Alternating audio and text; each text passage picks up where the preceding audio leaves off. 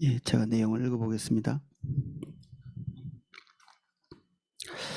하나님이여, 주는 나의 하나님이시라. 내가 간절히 주를 찾되 물이 없어 마르고 황폐한 땅에서 내 영혼이 주를 갈망하며 내 육체가 주를 앙모하나이다. 내가 주의 권능과 영광을 보기 위하여 이와 같이 성소에서 주를 바라보았나이다. 주의 인자하심이 생명보다 나음으로 내 입술이 주를 찬양할 것이라. 그러므로 나의 평생에 주를 송축하며 주의 이름으로 말미암아 나의 손을 들리이다. 골수와 기름진 것을 먹음과 같이 나의 영혼이 만족할 것이라. 나의 입이 기쁜 입술로 주를 찬송하되 내가 나의 침상에서 주를 기억하며 새벽에 주의 말씀을 작은 소리로 읊조릴 때에 하오리니 주는 나의 도움이 되셨음이라. 내가 주의 날개 그늘에서 즐겁게 부르리이다. 나의 영혼이 주를 가까이 따르니 주의 오른손이 나를 붙드시거니와 나의 영혼을 찾아 멸하려 하는 그들은 땅 깊은 곳에 들어가며 칼의 세력에 넘겨져 승냥이의 먹이가 되리이다. 왕은 하나님을 즐거워하리니 주께 맹세하는 자마다 자랑할 것이나 거짓말하는 자의 입은 막히리로다. 아멘.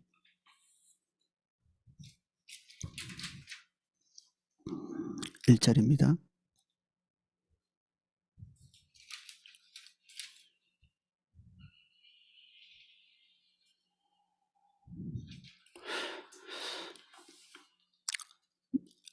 하나님이여, 주는 나의 하나님이시라. 내가 간절히 주를 찾되 물이 없어 마르고 황폐한 땅에서 내 영혼이 주를 갈망하며 내 육체가 주를 앙모하나이다.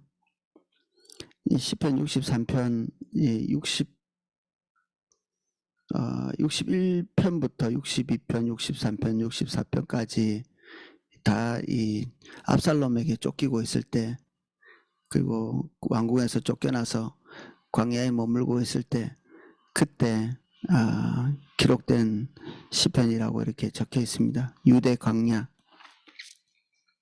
유대 그 남쪽에 아주 경계선, 왕년에 이런 경험들이 있었죠. 이미 그 사울에게 쫓겼을 때, 그 도망갔을 때, 그때 이곳에 머물렀는데, 다윗은 아마 왕위 오를 때 그가 예측하기로 이제 끝났구나, 인생의 고통이나 고난은 이제 끝났겠구나, 그런 생각을 하지 않았을까 싶습니다.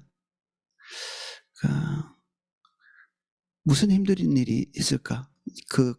인생의 가장 큰 대적이었던 사울이 전쟁터에서 죽고 이제 그의 왕위가 점점 더 튼튼해지고 있다고 믿어질 만한 그런 때였기 때문에 뭐 주변의 국가들도 조공을 바쳐올 만큼, 그리고 뭐 대립하는 국가들 다 요압이 가서 이제 다 그냥 이렇게 전쟁을 해서 굴복시켜버리고, 자기가 이제 직접 나서지 않아도 그런 국가들을 평정시킬 수 있을 만큼의 지위가 된 거죠.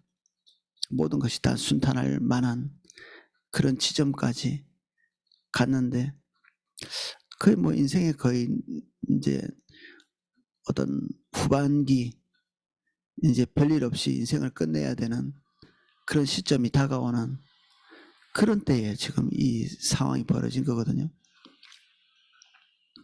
우리는 저 어떤 고지 같은 것들을 많이 기대하죠. 야, 이렇게 고생해서 여기까지 왔는데 이제부터는 끝났다 싶은.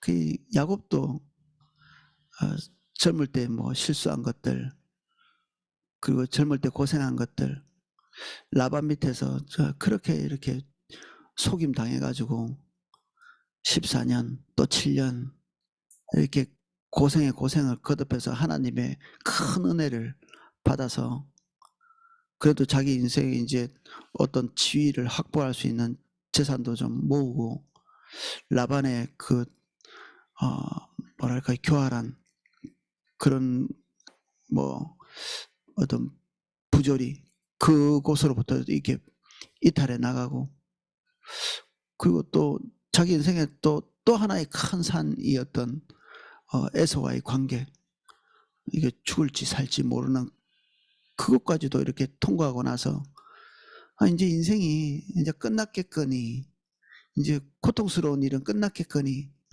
그렇게 생각했겠죠. 뭐 모세도 그렇지 않을까 싶습니다.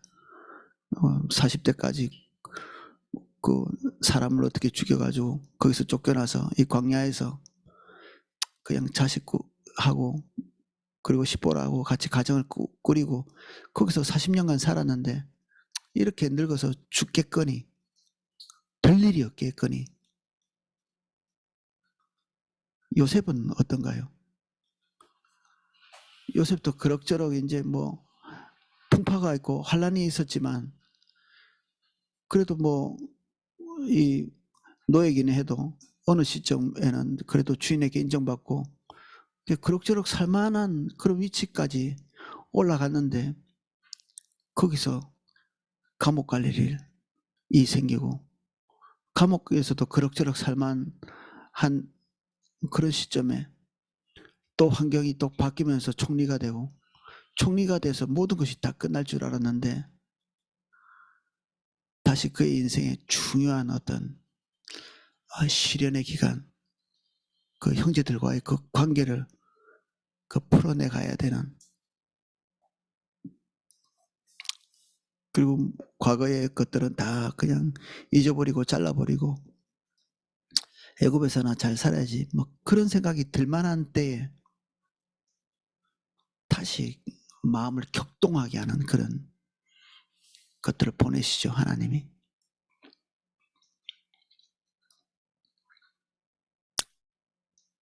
성경에 나오는 어떤 인물이든지 간에 어느 시점을 딱 넘어서서 해피엔딩으로 끝나는 그런 사람들은 하나도 존재하지 않는, 꼭 다윗뿐만 아니라 죽는 날까지도 어떤 평안하고 안정된, 그리고 그다지 이렇게 막 아둥바둥 주님 앞에 매달리지 않아도 될 만한 그런 시간은 없는, 하면서 너무 이제 불쌍하지 않나요? 이 믿는 자의 삶이.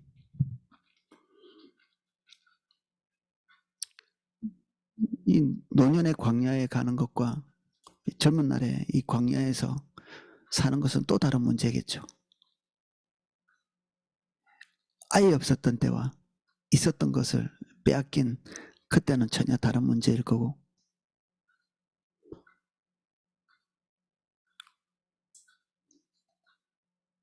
거기에서 황폐한 땅, 주석에는 그런 얘기도 있더라고요. 이 땅이 진짜 실제로 황폐하기는 했지만 이게 어떻게 눈에 보이는 땅의 문제겠느냐. 이 노년의 다윗이 이 도망쳐 나와서 있는 자신의 심정이 황폐하게 됐지 않았겠느냐, 뭐 그런 얘기를 써놨더라고요. 너무 동의가 되죠. 환경이 황폐한 게 아니라 자기 마음이 황폐한.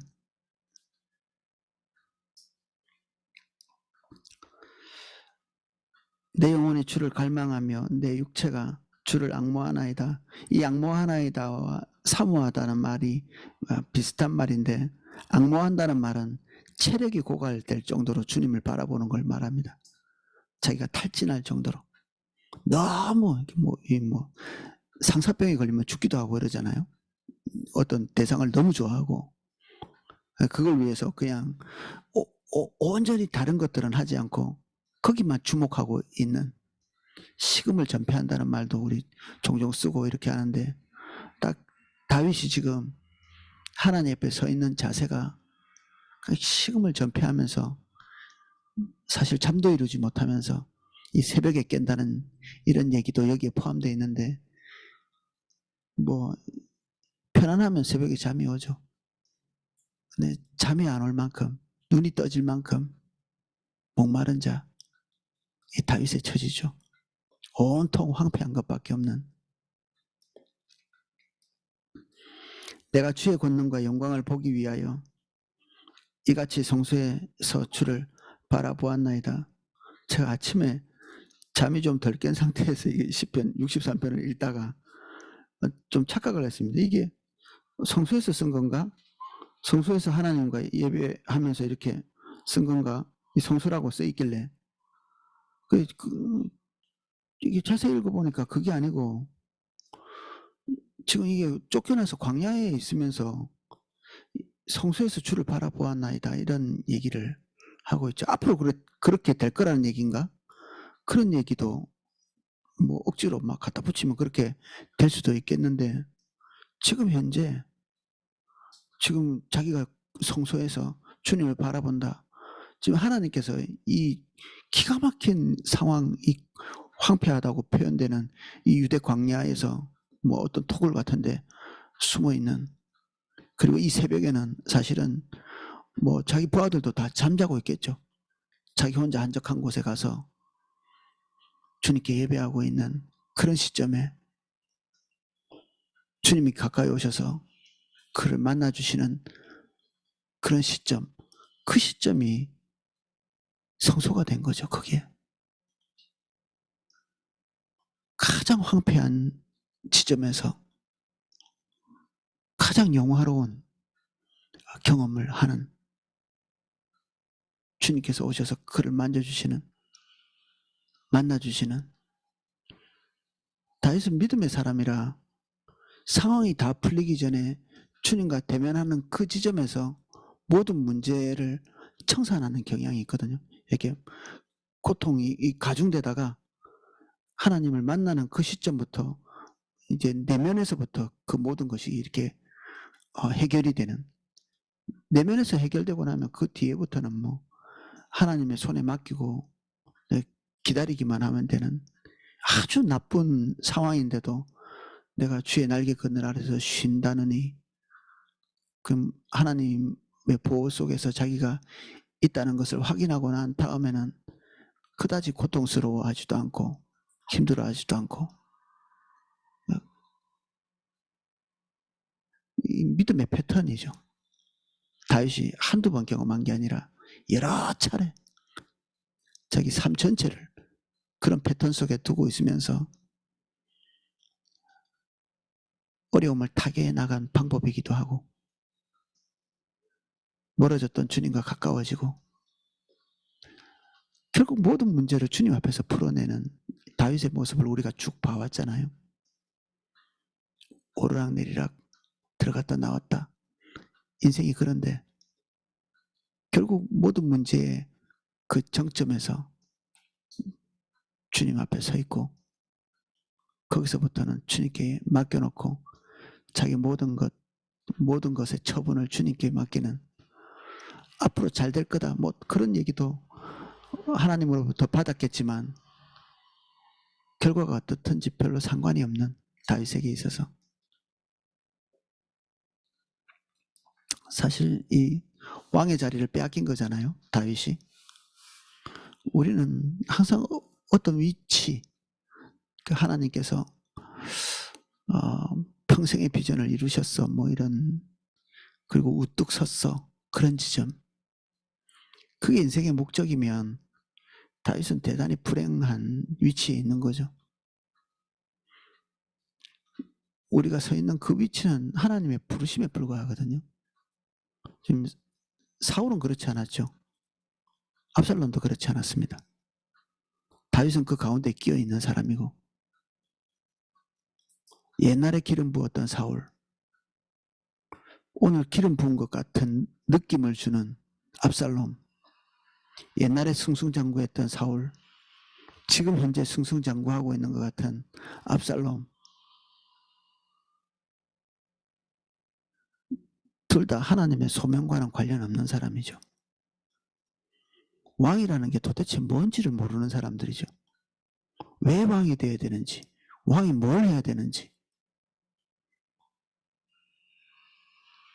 우리 직장에 취직했어. 뭐 이런 예를 들어서 청년들이 그 직장에서 내가 뭘 해야 되는지, 하나님이 나를 거기에 왜 보내셨는지 도통 다 잊어버리고 그냥 직장에 부품이 되고 월급날만 기다리고, 그리고 월요일 되면 월요병 걸리고 1년 내내 휴가만 기다리는, 되게 불쌍한 거죠. 이게 본질을 잃어버린 것입니다. 어떻게 보면 사울의 삶이고 압살롬의 삶이죠. 거기서 본인이 누리고 있는 것, 거기에다 자기 삶의 모든 것을 걸고 있는 그 본질적인 것들을 몽땅 다 놓치는, 왜 전쟁을 해야 되는지, 왜 하나님이 자기에게 권력을 주셨는지 이해를 잘 못하는, 그냥 눈속임 정도 백성을 속이고, 사울은 처음부터 백성을 속이는 자는 아니었습니다. 이 노년으로 가면서 백성을 속이고 그들의 눈을 속이고 자기 정권을 유지하는데 전전긍긍하는 압살롬은 지금 시작할 때부터 백성들을 속이고 있죠. 마음을 훔치는, 우리 그 정치인들이 포퓰리즘이라고 하는 그 인기를 끌기 위해서 이런저런 행동을 하는,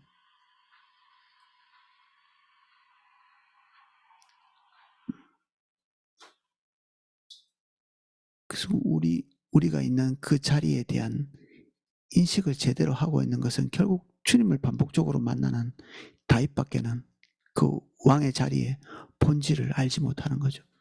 실제적인 왕은 하나님이시고 자기는 하나님의 대리자로서 이 백성이 하나님의 아젠다로 갈 수 있게, 이스라엘 백성들이 온 열방의 제사장 나라로서 하나님과의 관계를 열방과 이어주는 그런 백성이 되게 하기 위해서 하나님이 자기에게 주신 통치력, 권위, 권세, 자기 형통함을 거기다가 집중시켜야 된다는 것을 알고 있는 이 사람이 왕이죠. 뒤에 맨 마지막에 보면은 자기 자신을 왕으로 지칭하고 있거든요. 다윗이. 왕은 하나님을 즐거워하리라. 지금 자기가 자기를 이렇게 지칭하면서 왕이라고.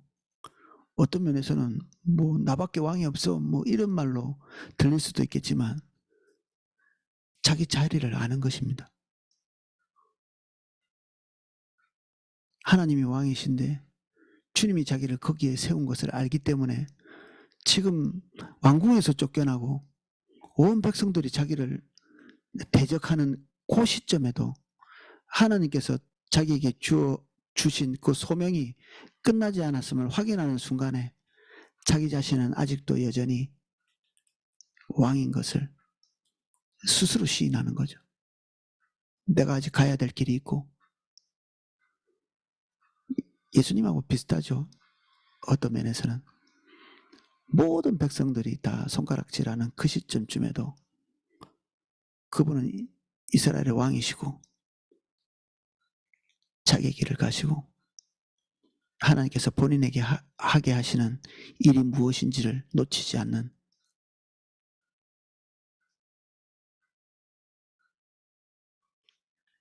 거의 적당한 표현이 없어서 이런 표현을 쓰는 건데 일반적인 사람들이 볼 때는 4차원적인 사람, 조금 더 종교적으로 얘기하면 초월적인 개념을 가지고 있는, 이 머릿속에 있는 개념 자체가 아주 이렇게 초월적인, 그런 사람이 세상에 속해 있으면서 보는 것이 다르고 느끼는 것이 다르고 결정하는 것이 다르고, 겉으로 볼 때는 뭐 우리가 다 호모사피엔스죠. 전부 다 같이 먹고 뭐 땅에 발붙이고 살고 관계하고 웃고 떠들고 뭐 이렇게 직장 생활하고 학교에서도 생활하고 집안에서도 생활하지만 완전히 다른 곳에 서 있는 거죠. 4차원에 서 있는. 모든 사람들은 땅에 발붙이고 사는 2차원, 3차원적인 삶을 살고 있는데 그 공간 안에 머물러 있으면서도 또 다른 세계가 활짝 열려 있는 그런 종류의 부류죠. 다윗이. 그리고 우리 믿는 자들이 그래야 합니다.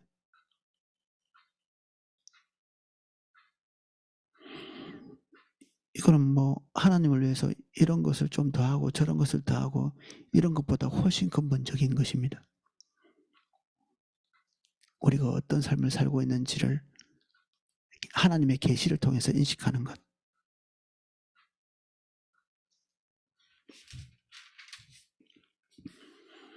주의 인자하심이 생명보다 나음으로 내 입술이 주를 찬양할 것이라. 하나님의 인자, 헤세드, 긍휼, 자비, 이것의 크심을 인식하는 순간에 사람들의 부대접은 가벼운 것이 됩니다. 사람들의 박대도 별것이 아닌 것이 되고, 뭐 교회에서나 직장에서나 궁지에 몰릴 수도 있겠죠. 우리의 상황. 우리는 뭐 항상 잘할 수는 없잖아요. 어떤 부분의 실수 때문에. 때로는 실수 안 했는데도 그런 궁지에 몰릴 때가 있습니다. 사람들로부터 박대를 당하는. 근데 그게 별 대수롭지 않은.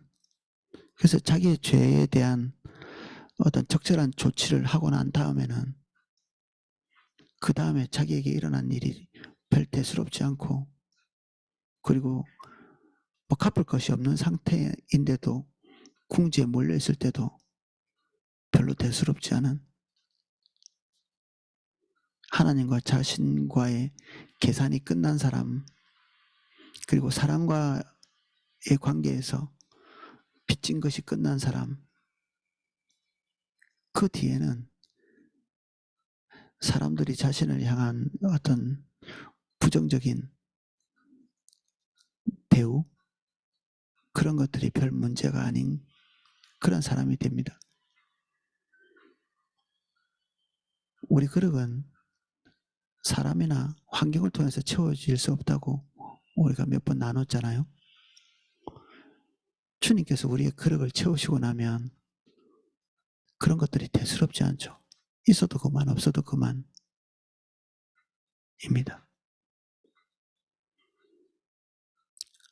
이 빈 밥그릇일 수도 있는, 인생의 빈 그릇이죠. 이제 이미 차에다가 다 쏟아버린 그런 상황이니까. 지금 쿠데타가 일어나가지고 이 광야에 쫓겨나서 있으면 빈 밥그릇 된 거잖아요.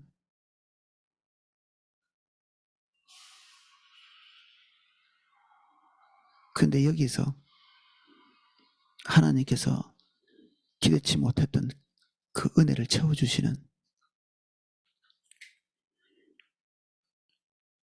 더할 나위 없는 풍요를 누리는 그런 순간이죠. 이름으로 나의 평생의 주를 송축하며 주의 이름으로 말미암아 나의 손을 들리이다. 웬만해서 손이 들어지나요? 우리 안에 주님께서 이 감격스러움을 주실 때 손이 들어지지. 그리고 감정적으로 뭐 일어날 만한 외적인 상황들은 아니니까.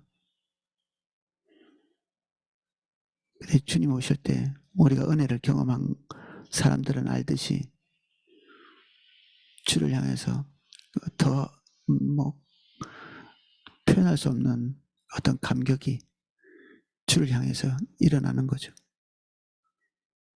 골수와 기름진 것을 먹은 같이 나의 영혼이 만족할 것이라. 나의 입이 기쁜 입술로 주를 찬송하되, 좋은 거 먹고 왕궁에 있는 것, 그것보다 더 자기의 영혼이 기름진 그런 상태, 주님을 높이는 그런 시점에 있습니다.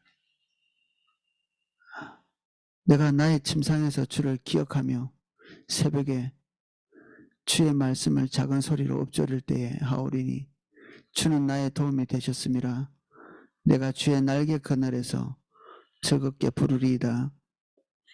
주의 날개 아래에 있다. 이 말이 지금 여러 번 반복되죠. 우리가 다윗의 시편에서 자주 나오는 이 습관적으로 다윗이 자주 쓰는 표현인데 그분과의 관계가 대단히 살가운 것입니다.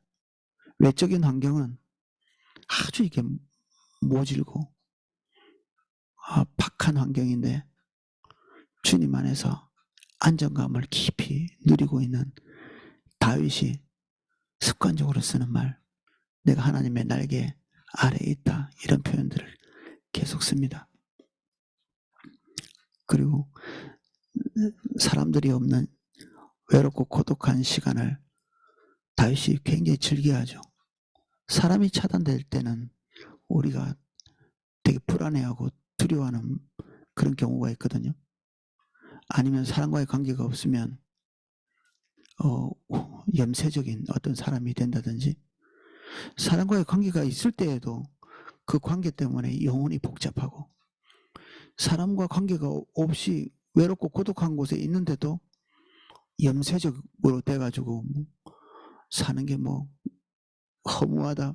이게 주님이 주신 허무와 진짜 이것도 저것도 없이 그냥 허무하다고 느끼는 것은 전혀 다른 문제거든요. 이 허무함의 어떤 출처가 주님을 만나는 그런 장소로서의 허무, 인생의 것들이 단절되어지고 세상 것들이 멀어지는 그런 시점에서 주님을 만날 수 있는 상태가 되는 그런 내적인 상태, 이게 고독이고 외로움이고 이러면 좋은데, 주님도 없는 그런 외로움, 그런 고독, 세상에 대한 염증만 이렇게 가득하고 아주 마음이 독한 상태가 되는, 아무도 보고 싶어 하지 않고 사람에 대한 책임도 그냥 지고 싶지 않은 그런 상태가 되는 것, 이 염세주의라고 하는데 이건 굉장히 나쁜 것입니다.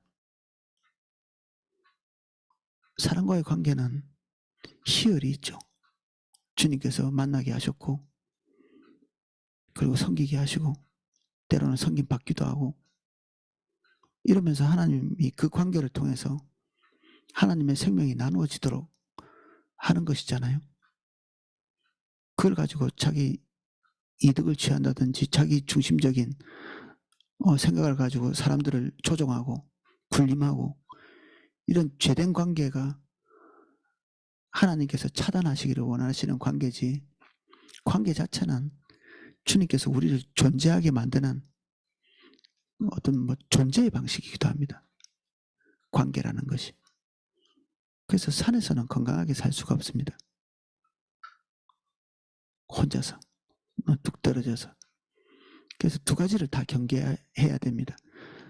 사람들 안에서 근본적인 우리의 정체성을 거기에서 찾는 것도 경계해야 되고, 그리고 사람들과 관계를 피곤해하고, 그리고 어떻게든지 그런 것들을 배척하려고 하는 염세적인, 먹는 것도 쓸모없이 느껴지고 사는 것 자체가, 결혼관계도 가족도 다 싫고 그런 상태가 되는, 이거는 근본적으로 따지고 가면 제멋대로 살고 싶은 것들이 좌절될 때 그게 잘 되지 않는, 주님 찾지 않는 상태에서의 그 관계의 단절, 아주 이건 나쁜 상태죠. 이게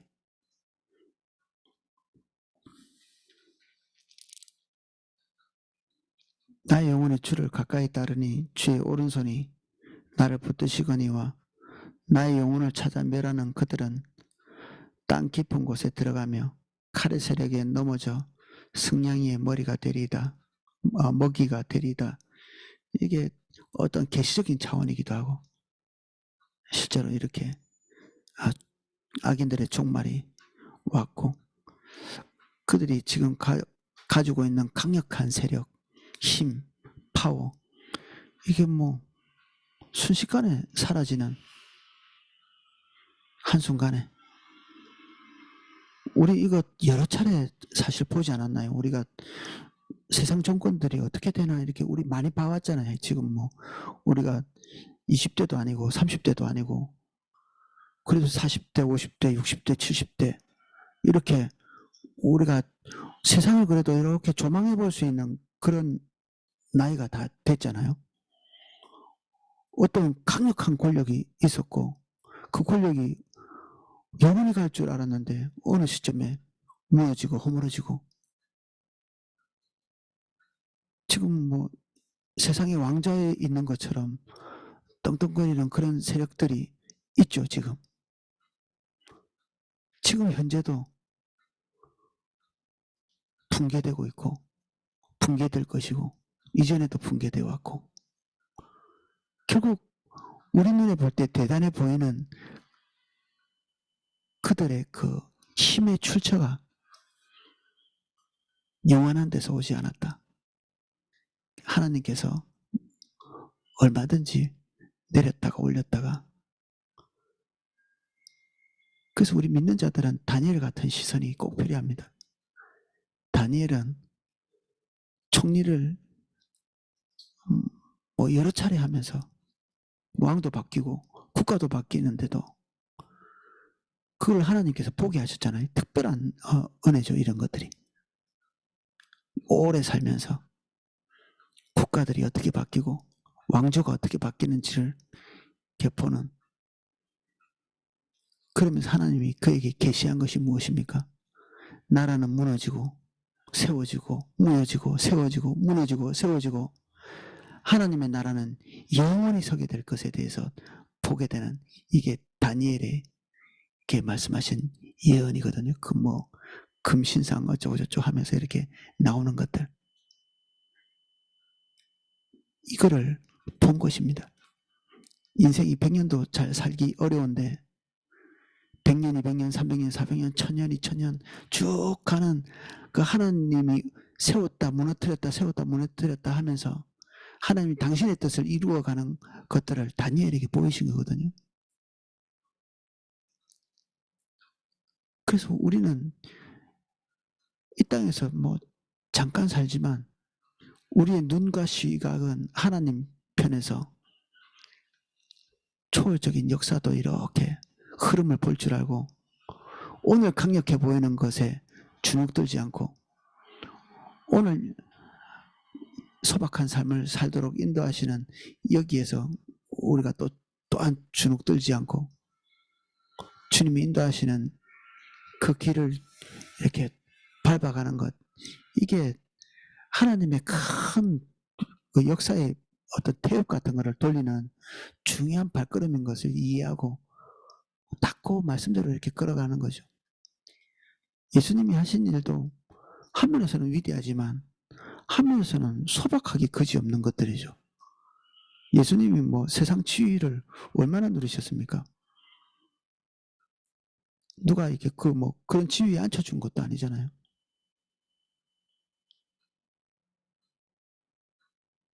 그리고 뭐 전 세계적으로 뭐 대단한 일을 하시다가 십자가에 못 박혀 죽으신 것도 아니거든요. 거의 대부분의 생애를 그냥 쳇바퀴를 돌듯이 그냥 이 이스라엘 땅 안에서 뱅글뱅글 도시는 그때 당시에 뭐 대단했던 로마의 깊은 인식을 주는 어떤 그런 존재로서 우뚝 서신 것도 아니고 이스라엘 그 안에서도 십자가에 못 박혀 죽으시는 그러한 삶을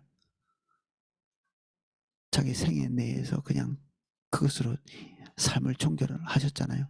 근데 이게 작은 일은 아니죠. 이게 예수님께 정해진 삶입니다. 하나님은 영원하시지만 이 땅에서 우리에게 맡겨진 일은 아주 부분적이지만 이게 결코 허무한 일도 아니고 작은 일도 아니고 그게 주님의 뜻 가운데 있다면 그렇습니다. 의미가 있는 일이다. 우리는 우리가 순종하는 일에 대한 그 종교를 잘 모릅니다. 종말을. 우리가 생각할 때 뭐 조금 나타나는 그 열매가 열매인 줄 이렇게 생각하지만 주님의 인도를 따라서 순종한 그 일에 나비 효과 같은 연쇄적인 그런 영향력들은 어떻게 될지 모르죠. 가끔 우리 뭐 설교할 때 듣잖아요. 어떤 분이 그 노방전도를 몇십 년간 했는데 어느 날 열매가 아무것도 없는 것 같아가지고 헛된 삶을 살았나. 나중에 알고 보니 세상을 정말 뒤흔드는 하나님의 사람이 그분의 전도지를 받고 영접하고 회심하고 자기는 알지 못하는 사이에 그런 일들이 일어나는 거죠. 우리는 우리의 자녀를 키우고 뭐 교회 성실하게 봉사하고 또 주님이 시키는 대로 뭐 소박한 일들을 해나가는 것, 이 속에서 주님께서 어떤 일을 연쇄적으로 해나가실지 모릅니다. 우리는 주님의 인도를 따라서 위대한 일보다는 하나님의 일을 하는 거거든요. 위대하고 크고 그래서 큰 종 되는 것에 매료되는 것, 그렇게 안전한 일은 아닙니다.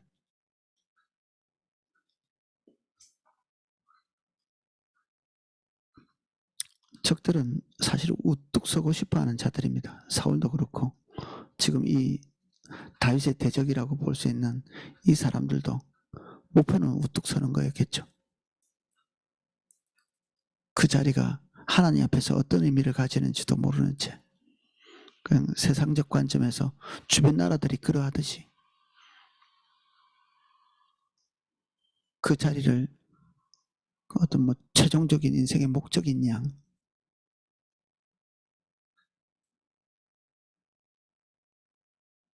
하나님께서 다윗을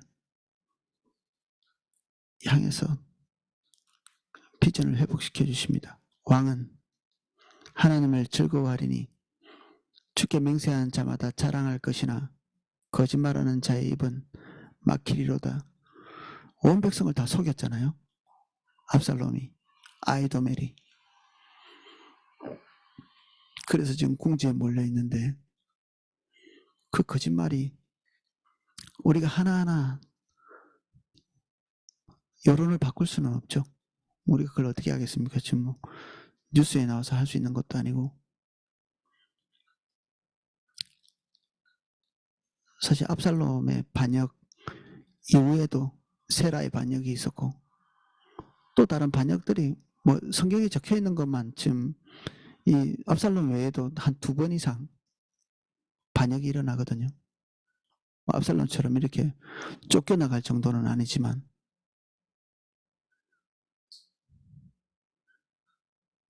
어떻게 보면 우리를 반대하는 사람이 없으면 우리의 소명이 끝난 것일 수도 있습니다. 고난이 없으면 우리가 할 일이 다 끝났을 수도 있고요. 우리가 어떻게 보면 소명을 포기하면 고난도 끝날 수도 있습니다. 우리의 본질은 모든 고통이 끝나는 것에 있지 않고 주님의 인도를 따라가는 데 있기 때문에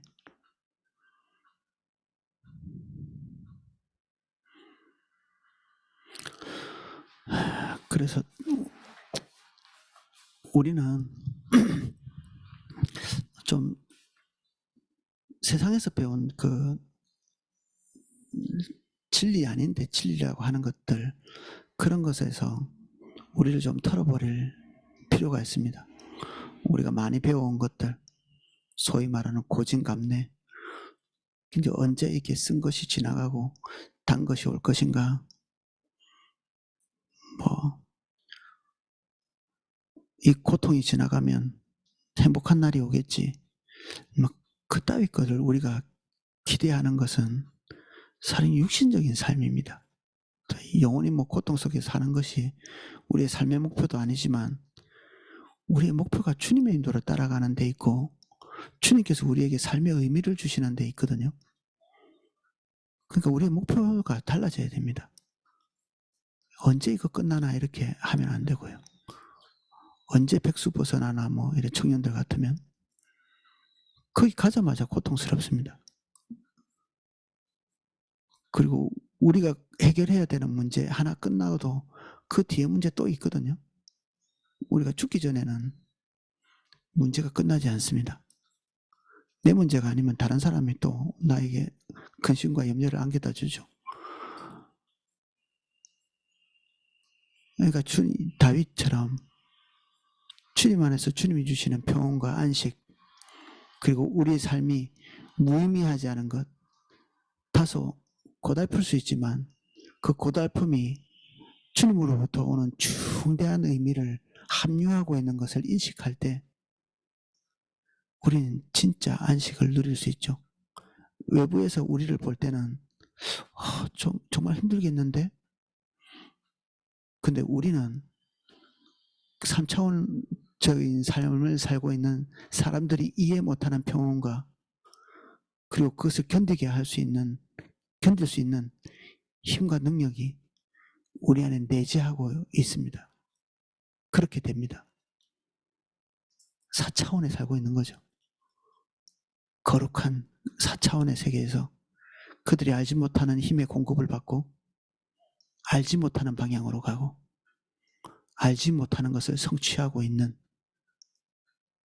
것이죠. 예, 오늘은 여기까지 살펴보겠습니다. 오늘로서 신앙훈련은 종결됩니다. 또 이게 조금 이렇게 좀 쉬시다가 하나님께서 적절한 또 기회를 주시면 다시 신앙훈련 시작하는데, 일단 지금까지 해왔던 하나님과 동행하는 삶 우리가 보고 신앙훈련은 다 함께 하던 거는 이제 종결하도록 하겠습니다. 제가 참여하시는 분들에게 조그만한 이게 위안이 될지 모르겠습니다. 그 책을 한 권씩 이렇게 좀 같이 나누려고 하는데, 같이 보시고 좀 한 줄 평 같은 거 나눌 수 있는 그런 시간을 좀 가져보도록 제가 시간을 한번 맞춰보도록 하겠습니다. 예, 제가 기도하실 수 있도록 음악을 방송해 드리겠습니다. 먼저 기도하겠습니다. 주님, 인생은 산을 넘고 나면 또 산이 있고 골짜기를 오르고 나면 또 다른 골짜기가 나옵니다. 우리의 목표는 평지를 가는 것이 목표가 아니고 우뚝 서는 것도 목표가 아닙니다. 오늘 주님이 계시면 우리의 인생이 우리의 자리에서 끝나도 만족합니다. 주님은 우리의 유일한 목적이고 유일한 목표이십니다. 삶이 평온해지는 것보다 주님으로부터의 의미를 상실하는 것이 더 무서운 것입니다. 주님, 내 삶에 의미 있게 해주십시오. 내 직장이 주님 앞에 의미 있는 것이 되게 해주시고 나의 가정이 주님 앞에 의미 있는 가정 되게 도와주십시오. 우리의 시각이 3차원에 머물지 않게 해주십시오. 거룩한 4차원의 세계가 열어지고 하나님의 세계가 열어지게 해주십시오.